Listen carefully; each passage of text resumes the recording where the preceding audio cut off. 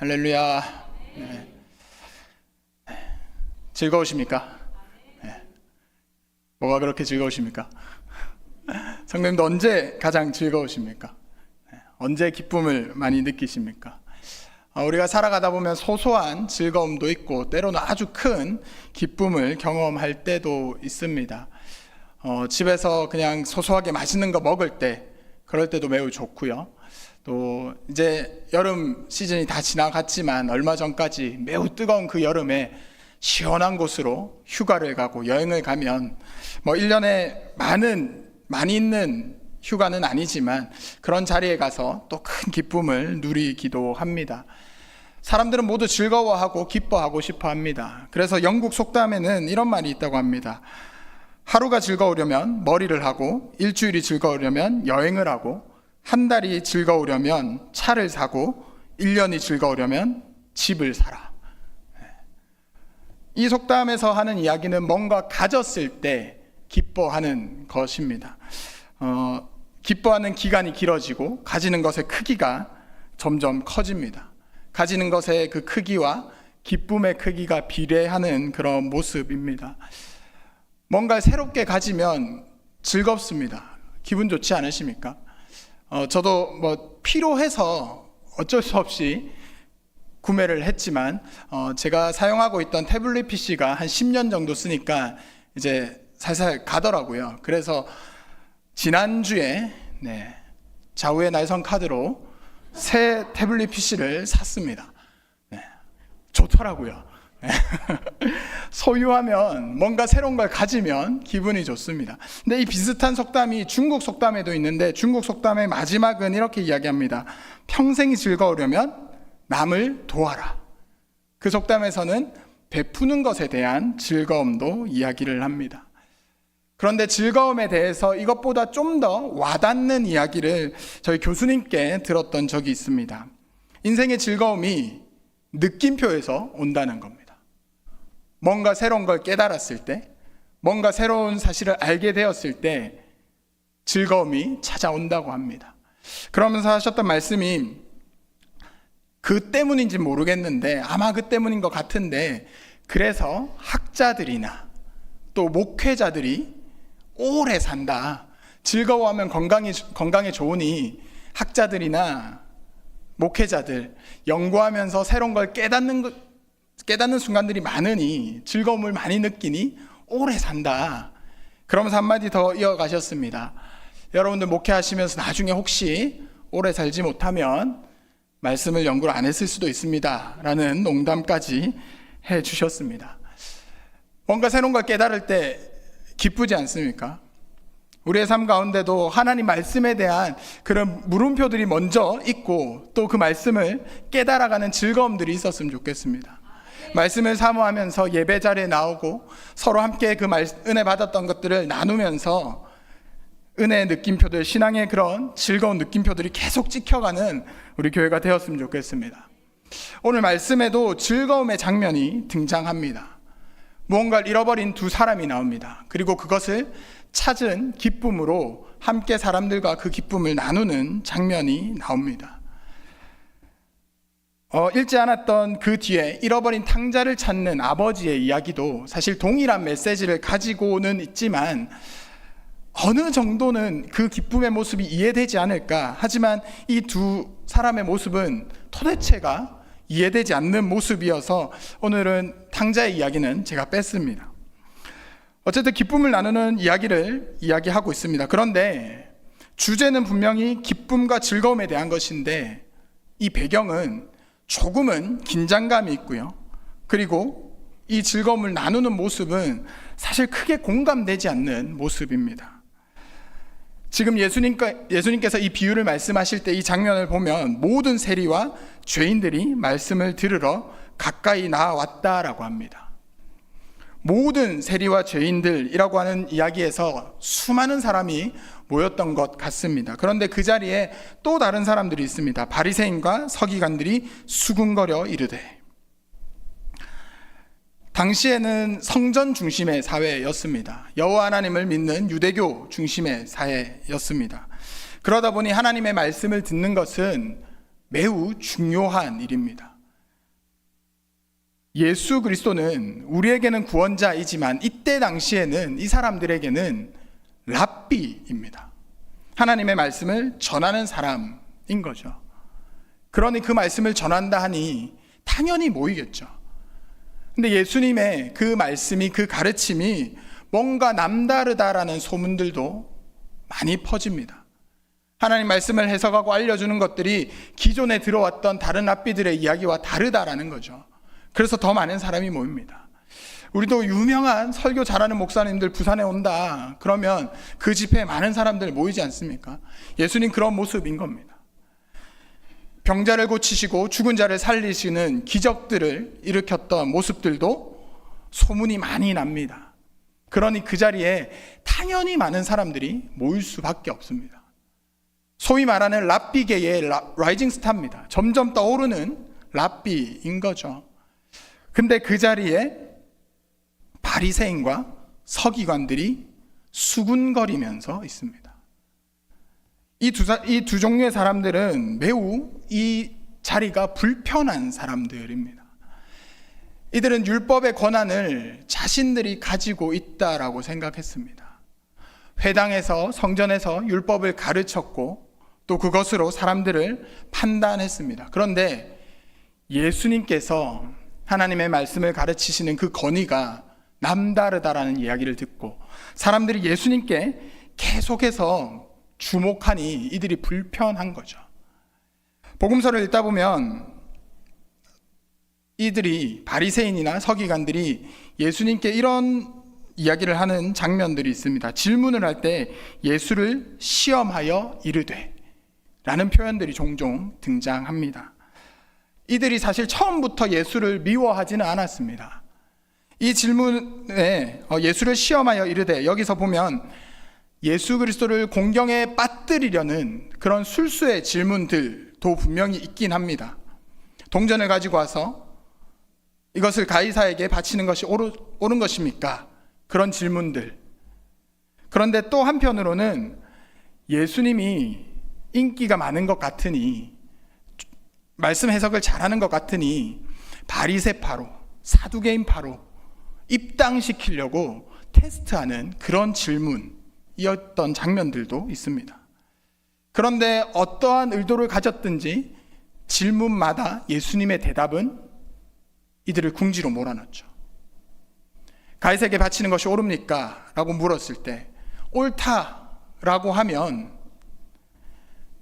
로마 정부에 충성하는 꼴이 되니 하나님을 배신하는 자로 잡으려고 했습니다. 안 된다, 하나님께 바쳐라 라고 하면 로마 정부에 반역하는 자로 잡으려고 했습니다. 그런데 가이사의 것은 가이사에게, 하나님의 것은 하나님에게 바쳐라 라는 말을 하면서 이들이 할 말이 없게 만들어 버리는 거죠. 그런 장면들이 계속 이어지니까 이들은 예수님이 매우 불편하고 미워지기 시작한 겁니다. 그런 긴장감 가운데에 오늘의 이야기가 진행되고 있습니다. 예수님께서 두 사람의 이야기를 합니다. 양을 잃은 한 사람이 먼저 등장합니다. 100마리의 양이 있는데 그 중에 한 마리를 잃었고 99마리를 두고 한 마리를 찾으러 나아갑니다. 저는 초등부 때 이 이야기를 들었던 기억이 나면서 그때에 이런 질문이 있었습니다.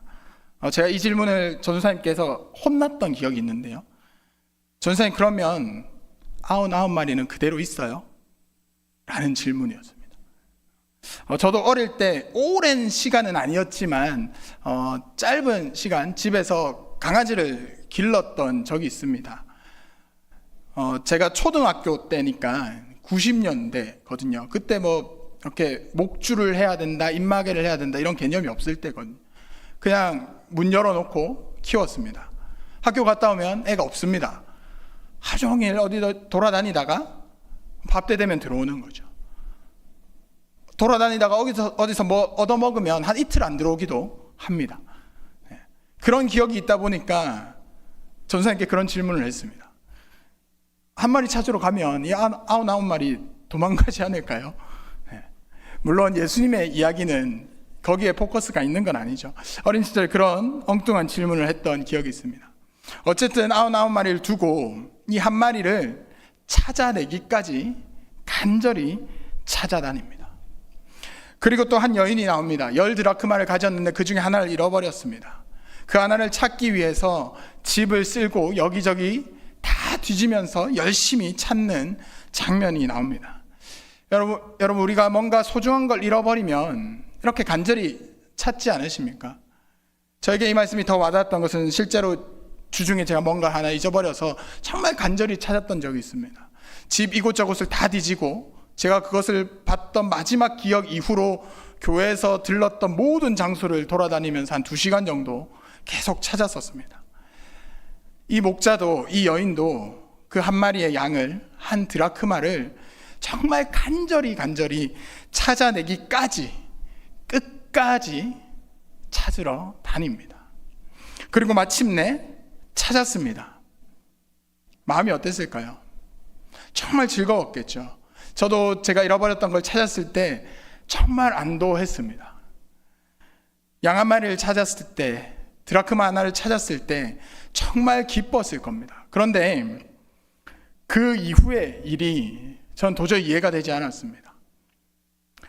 친구들을 불러 모읍니다. 이웃들을 불러 모아서 잔치를 막 벌이는 거죠.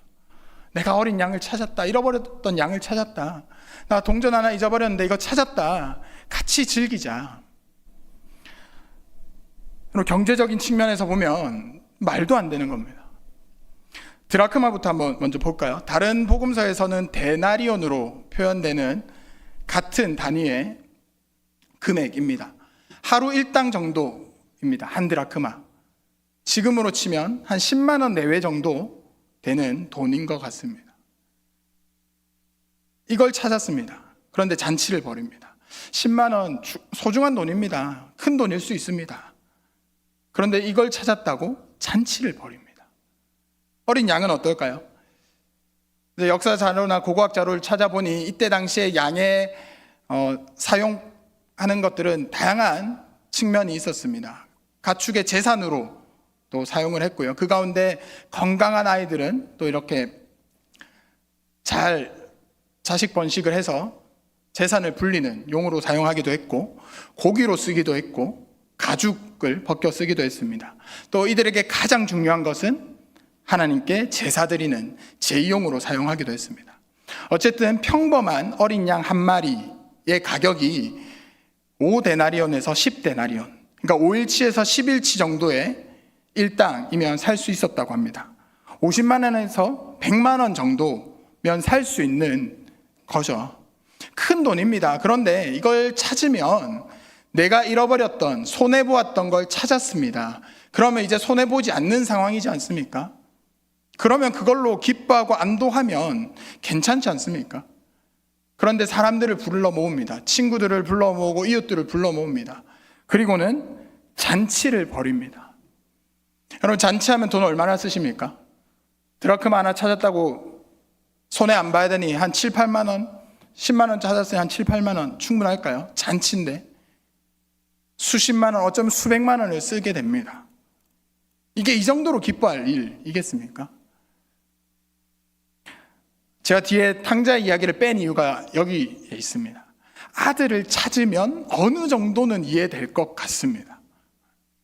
정말 막 살아가던 그 고등학생 제자가 하나 있었습니다. 걔가 어느 날 정신 차리고 전화 와서 목사님 저 이제 고등학교 졸업합니다 란 얘기를 들었을 때 그때 기분을 생각하니 이런 아들을 찾았을 때는 잔치를 벌일 수도 있겠다 싶은 생각이 들었는데, 드라크마와 어린 양 찾았을 때 손해보면서까지 잔치를 벌이는 이 기쁨 이해되십니까? 예수님께서 지금 비유로 말씀하고 계시죠. 그래서 7절과 10절에서 이렇게 이야기합니다. 내가 너희에게 이르노니 이와 같이 죄인 한 사람이 회개하면 하늘에서는 회개할 것이 없는 의인 99으로 말미암아 기뻐하는 것보다 더 기뻐하리라. 내가 너희에게 이르노니 이와 같이 죄인 한 사람이 회개하면 하나님의 사자들 앞에 기쁨이 되느니라. 돈으로 가치를 매길 수 없는 그 죄인 한 사람이 주님 앞에 나오는 것, 잃어버린 한 영혼이 하나님 앞에 나와서 예수 그리스도를 구주로 고백하는 것, 그런 장면이면 충분히 잔치할 수 있지 않겠습니까? 잃어버린 영혼이 하나님 앞에 나오는 건 얼마나 큰 기쁨입니까? 그래서 대부분의 교회들이, 우리도 10월에 계획하고 있는 그 행사 이름을 새 생명 축제라고 붙이지 않습니까? 전도 잔치라고 붙이지 않습니까? 한 영혼이 이 자리에서 예수 그리스도를 구주로 고백한다면 축제이지 않겠습니까?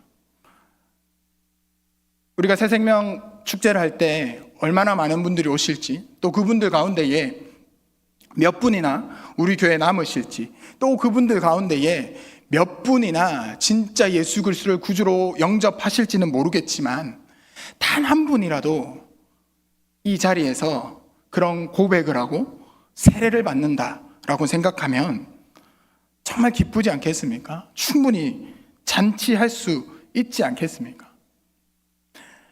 예수님께서 지금 그 이야기를 하시는 거죠. 근데 이 자리에 지금 이 이야기를 듣고 있는 사람들이 두 종류입니다. 세리와 죄인들, 그리고 바리새인과 서기관들. 누가 더 은혜를 받았겠습니까? 누가 더 이 말씀에 소망을 품었겠습니까? 이때 당시엔 성전 중심사였습니다. 하나님의 백성으로 하나님의 말씀을 지키며 살아가야 되는 사람들이었습니다. 그런데 내가 죄인이다 아니다 누가 판단합니까? 당시 종교 지도자들이 판단하는 거죠. 율법에 비춰보았을 때 당신은 죄인이다. 종교 지도자들이 세리에게, 죄인들에게 너 죄인이야 라고 말하면 그 사람의 신분이 죄인인 건 공식화됩니다. 그 사회에서 그냥 죄인이 돼버리는 거죠. 그 사람들이 지금 예수님 앞에 나와서 이 이야기를 듣고 있는 겁니다. 내가 죄인인데 하나님께서 그들을 찾으시는데, 나를 찾으시는데 찾아내기까지 끝까지 찾으시는구나. 내가 그 앞으로 돌아가면 하나님께서 기뻐하시는구나. 바로 그리스도인의 기쁨은 여기에 있습니다. 하나님 앞에 돌아가는 기쁨에 있습니다. 잃어버린 영혼이 이 자리에서 예수 그리스도를 구주로 영접하고 고백하는 그것에 동참하는 것에 그리스도인의 기쁨이, 즐거움이 있는 겁니다. 여러분, 그러면 우리의 위치는 이 말씀 가운데서 어디일까요? 우리는 그래도 예배하니, 그래도 우리는 예수 그리스도를 구주로 영접했으니, 예수님을 구주로 고백하는 것, 메시아로 인정하는 것, 요 차이만 빼면 어쩌면 바리새인과 서기관의 위치일 수도 있지 않을까요? 그래서 우리가 복음도 전하고 예수 믿지 않는 사람들에게 예수를 전하고 이 자리에 함께 나오자라고 얘기하는 거 아니겠습니까? 확실하십니까?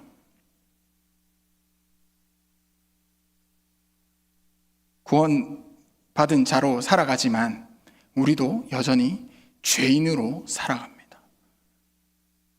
의인 99명에 우리가 포함되어 있다고 확신하십니까? 잃어버린 한 드라크마 나는 아니라고 확신하십니까?